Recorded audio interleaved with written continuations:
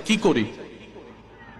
হুজুর উত্তরে বললেন, তুমি বেশি বেশি ইস্তেগফার করো, আর তোমার সর্বশ্রেষ্ঠ দুশমনের জন্য হেদায়েতের দোয়া করো।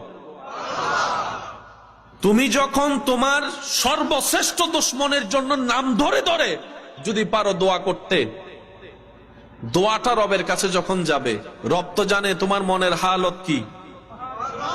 রব তো জানে কেন তুমি তাকে দুশমন মনে করো, কেন তাকে শত্রু মনে করো, কেন তাকে ঘৃণা করো, দেখতে পারো না, সেই কারণটাও তো রব জানে। যখন রব দেখবে আমার বান্দা প্রতিশোধ না নিয়ে তার কল্যাণের দোয়া করছে, ক্ষমা করা রবের শান, ওই গুণ যখন আল্লাহ কোন বান্দার ভিতর দেখে যে বান্দাও ক্ষমা করে দিচ্ছে প্রতিশোধ না নিয়ে, আল্লাহ তখন ওই বান্দা যে ক্ষমা করতে চায় তার সারা জীবনের গুনাহ মাফ করে জাহান্নামী থেকে জান্নাতি বানাই দেয়।